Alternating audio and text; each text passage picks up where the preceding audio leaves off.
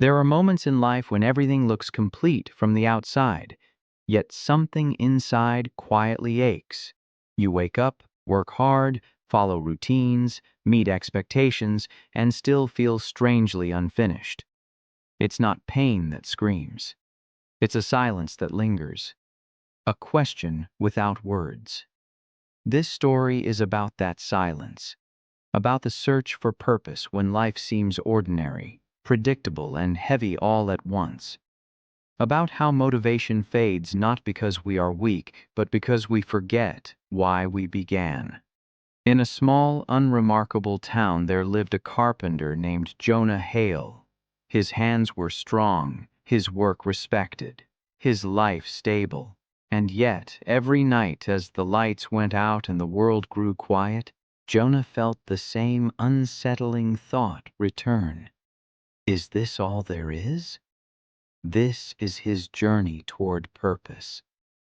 Jonah Hale lived a life most people would call respectable. Every morning he woke before the sun, not because he had to, but because his body had learned the rhythm of responsibility. The town was still asleep when he brewed his coffee, the steam rising slowly as if even time itself hadn't fully arrived yet. By the time the streets began to stir, Jonah was already at his workshop, unlocking the door with the same steady motion he had repeated for years. Inside, everything had its place. Tools hung neatly on the wall.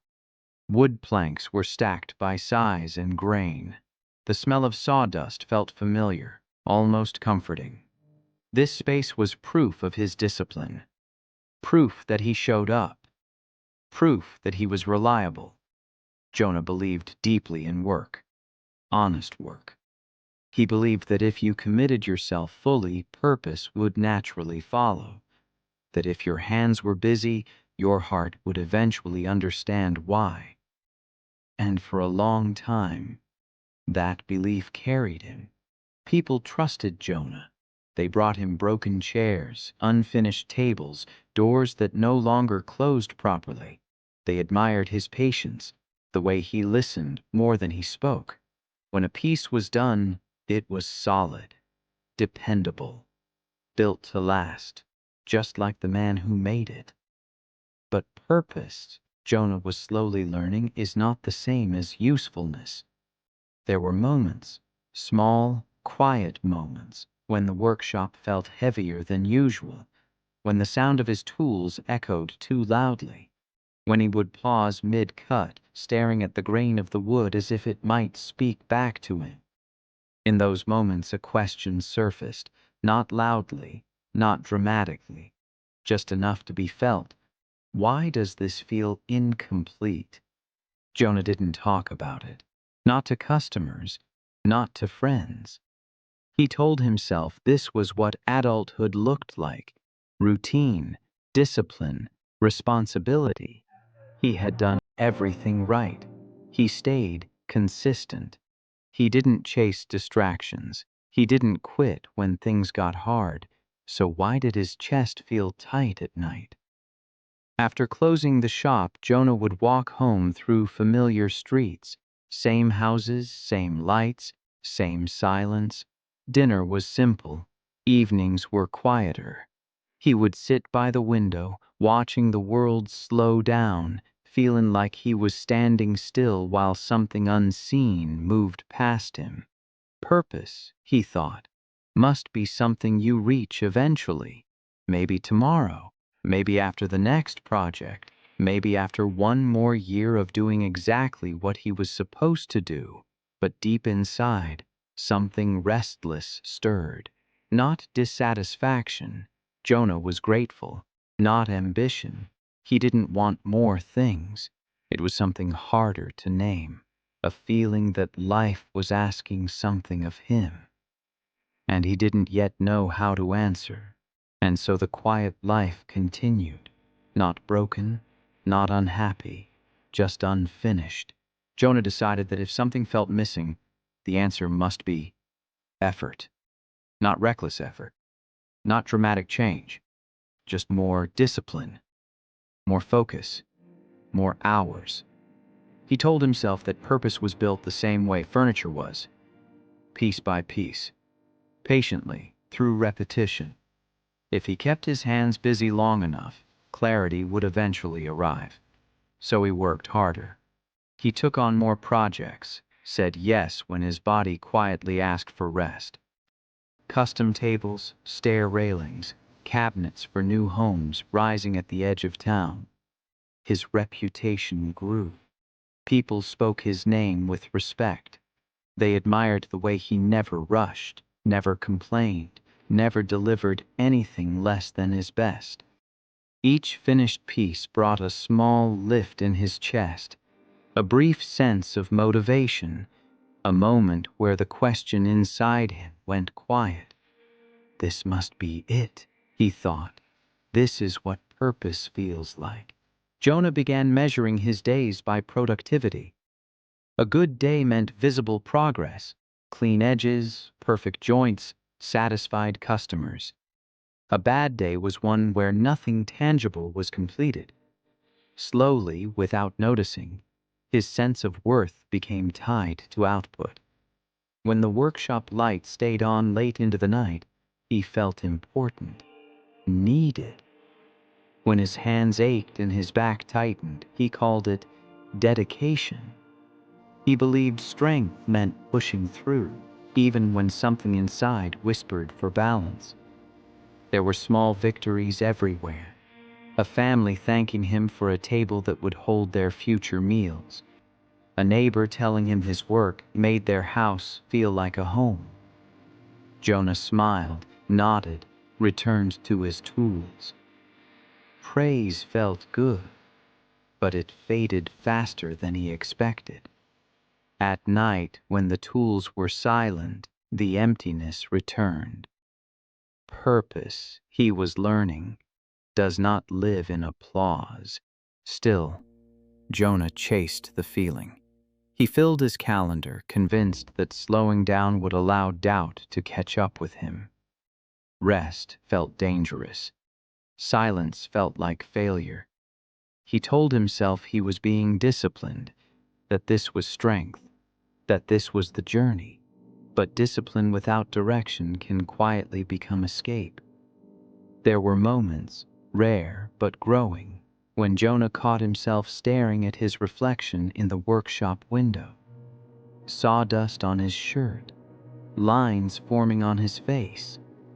A man building things for others while slowly losing connection with himself. He shook the thought away. Everyone feels tired, he reasoned. Purpose isn't supposed to feel easy. And yet beneath the effort, a subtle crack formed, a flaw he didn't want to see. He was building beautifully crafted objects, but he wasn't building meaning. The work continued.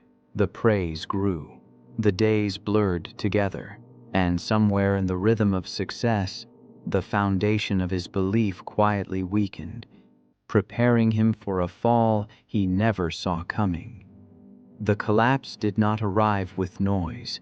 There was no dramatic warning, no moment where the sky darkened or the ground shook. It came quietly, like most life-changing moments do, on a day that began exactly like any other. Jonah was working on what he believed would be the most important piece of his career. A large custom commission for a historic building being restored at the center of town. The kind of work that would leave his mark. The kind of project people would remember his name by.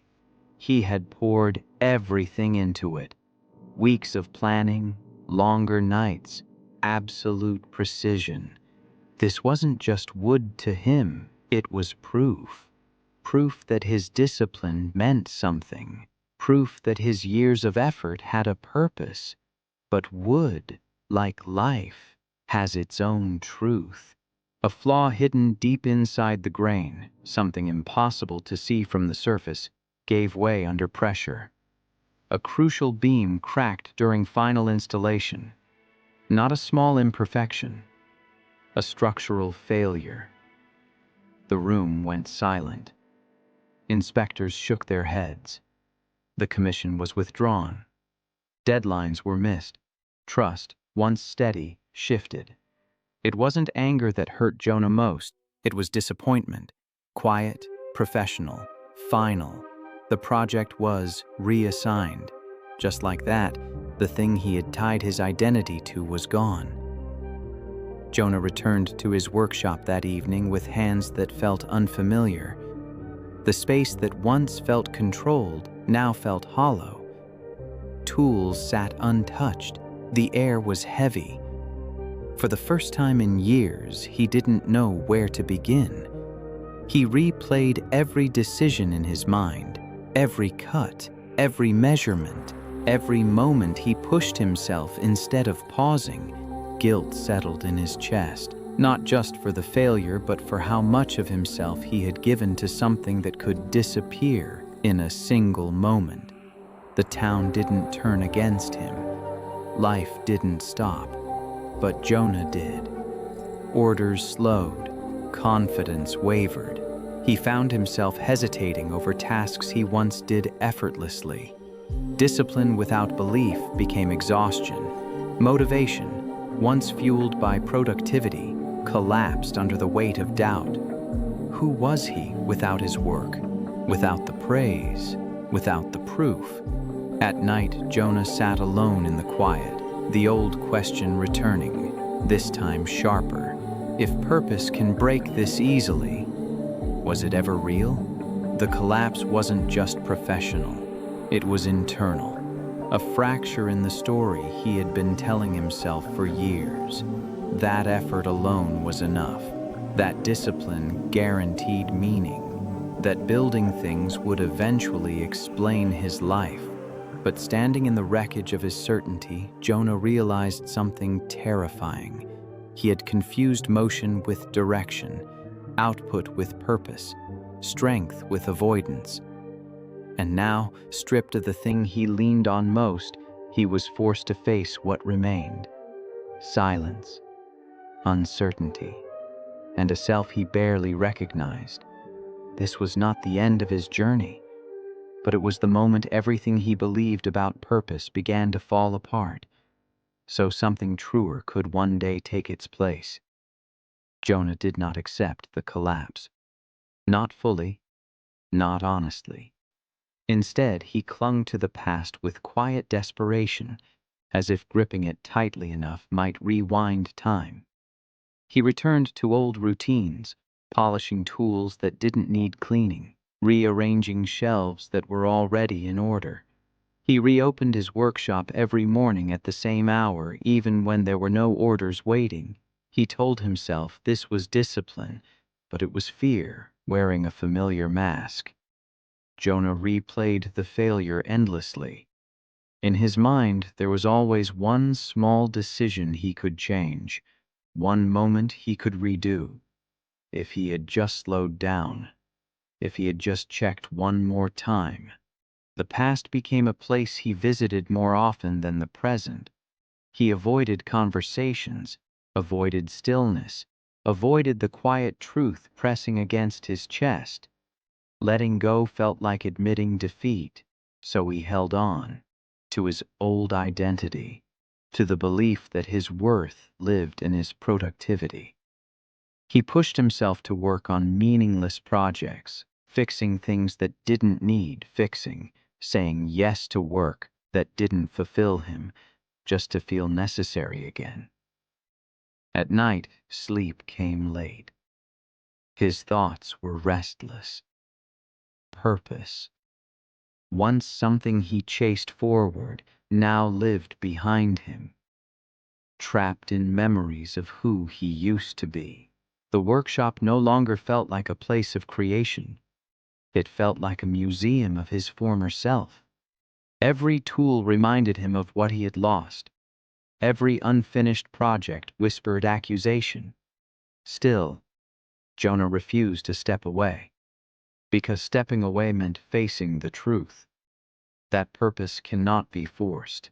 That identity cannot survive on discipline alone. That holding on can sometimes be the very thing preventing healing.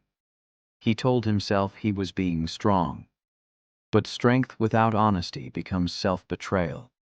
Days blurred into weeks. Motivation faded. The discipline that once empowered him now drained him. He was moving, but not progressing. Working, but not building. Alive, but not present. And deep down, Jonah sensed it. He was not preserving his purpose. He was suffocating it. Yet the fear of emptiness felt greater than the pain of staying stuck. So he held on tighter until the weight of what he refused to release finally began to pull him down. This was the cost of denial.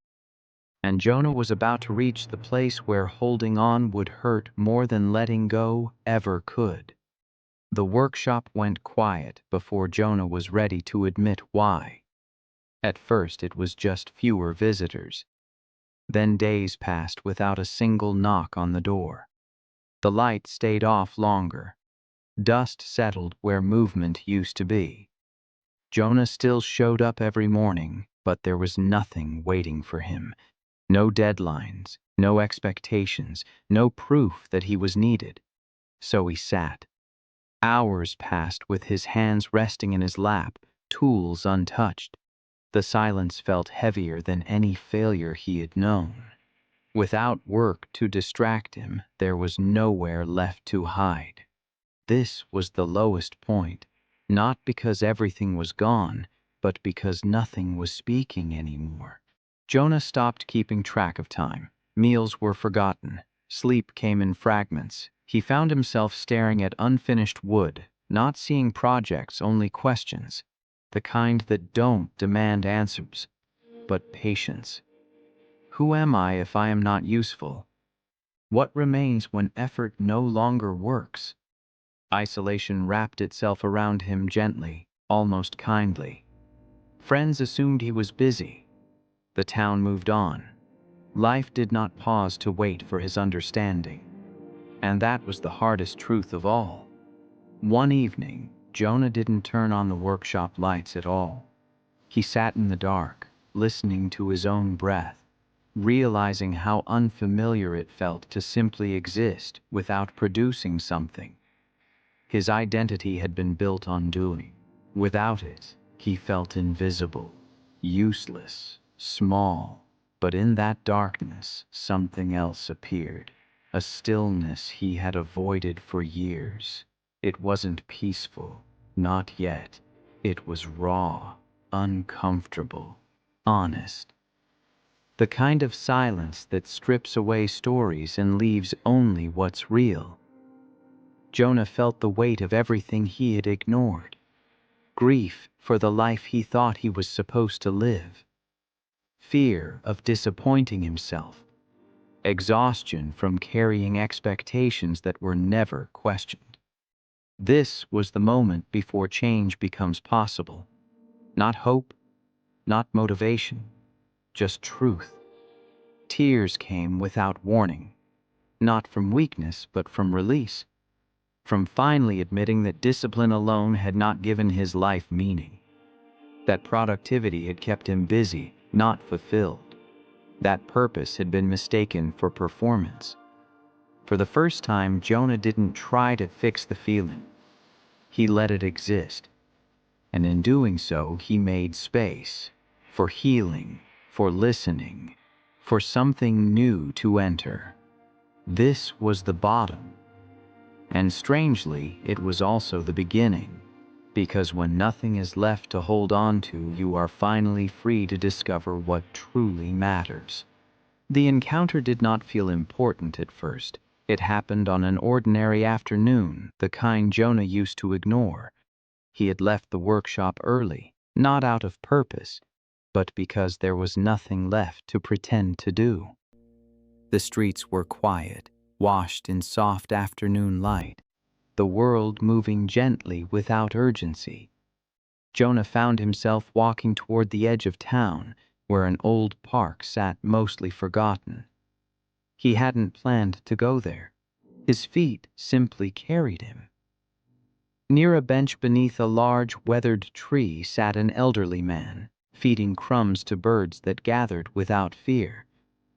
Jonah slowed, unsure why, then sat at the far end of the bench.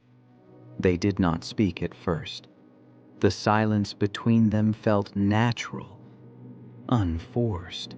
After a while, the man looked at Jonah and smiled, not with curiosity, but recognition.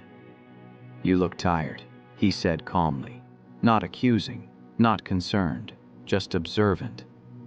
Jonah exhaled, surprised by how deeply the words landed. "I am," he replied. It was the simplest truth he had spoken in weeks. The man nodded. "Most people are, but not for the reasons they think." They sat again in silence. Birds fluttered. Leaves shifted in the breeze. There was no rush to fill the space. Finally, Jonah spoke. "I used to think purpose came from working hard, from building something that lasts." He hesitated. "Now I'm not sure what I believe." The old man scattered another handful of crumbs. "Purpose," he said gently, "is not something you build like furniture." Jonah frowned. "Then what is it?" The man turned to him fully. "Purpose is what remains when you stop proving yourself." The words settled slowly. "You spent your life becoming useful," the man continued, "but you forgot to become present." Jonah felt something shift inside him.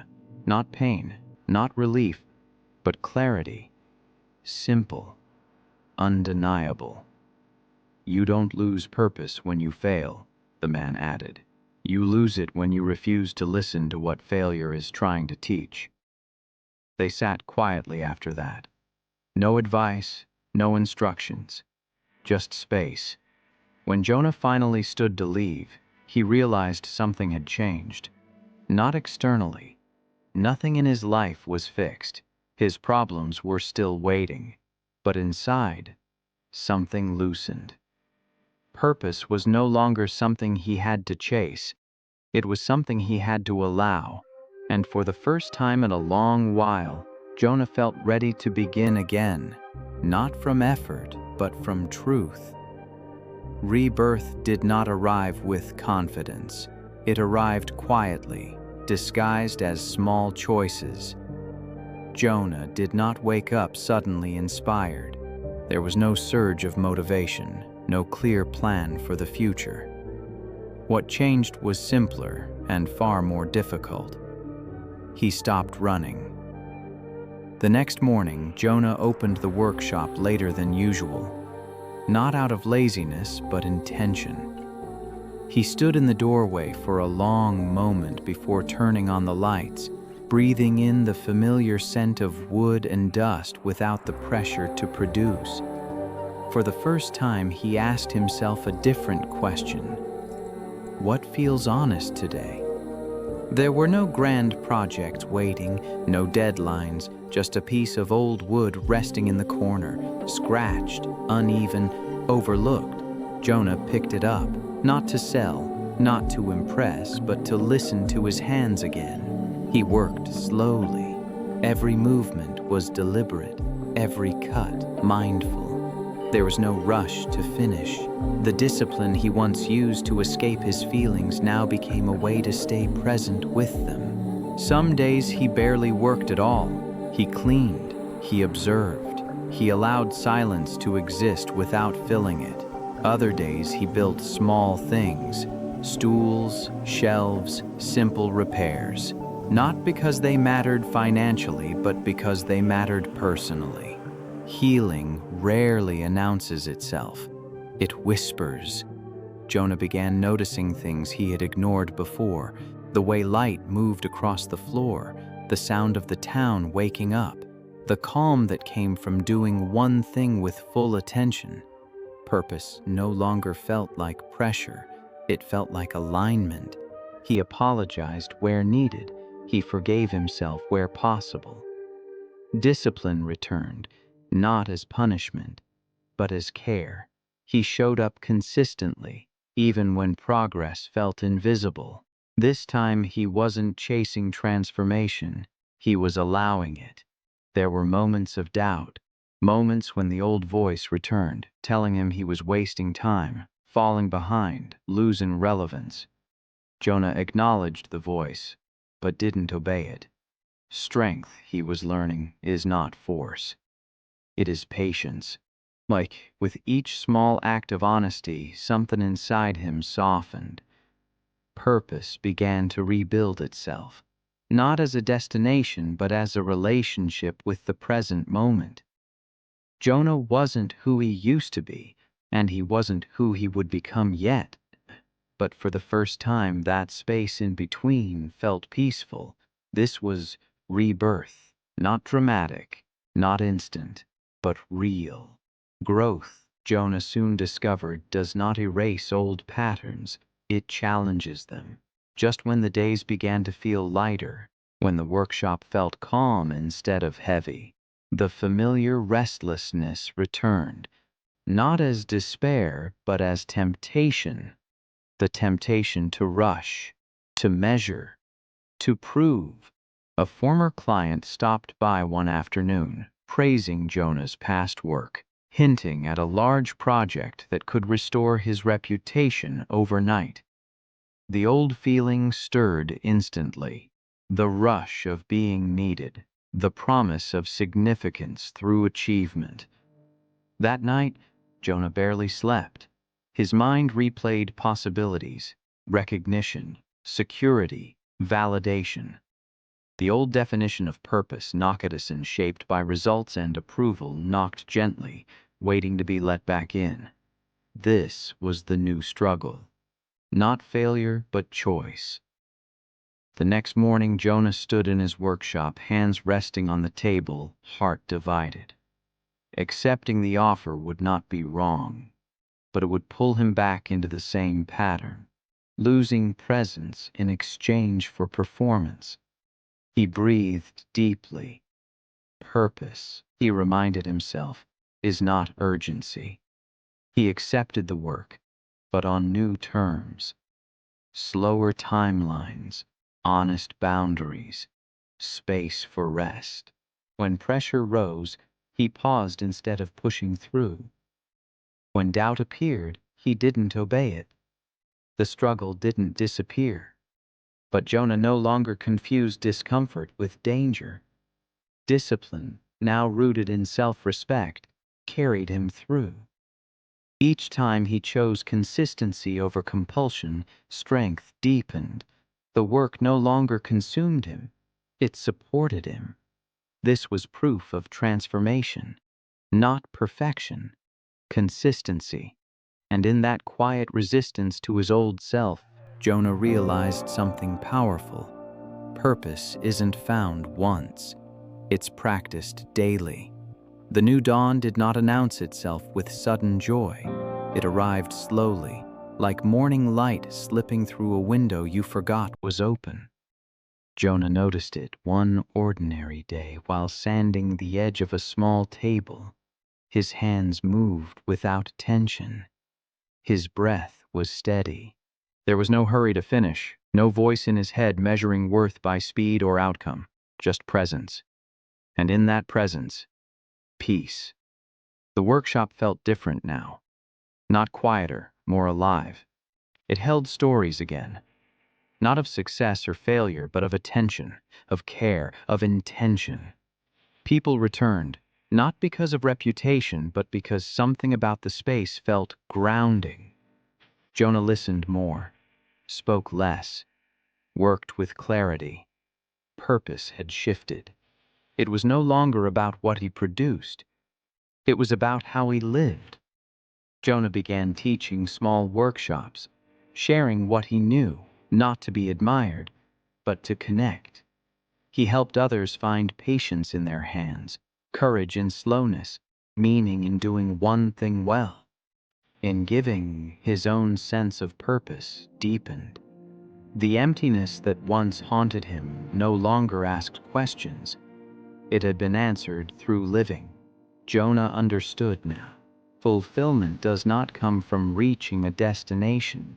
It comes from alignment, when who you are matches how you move through the world.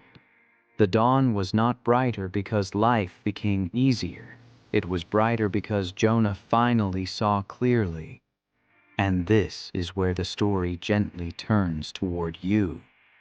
Because Jonah's journey was never only about carpentry or failure or a quiet town.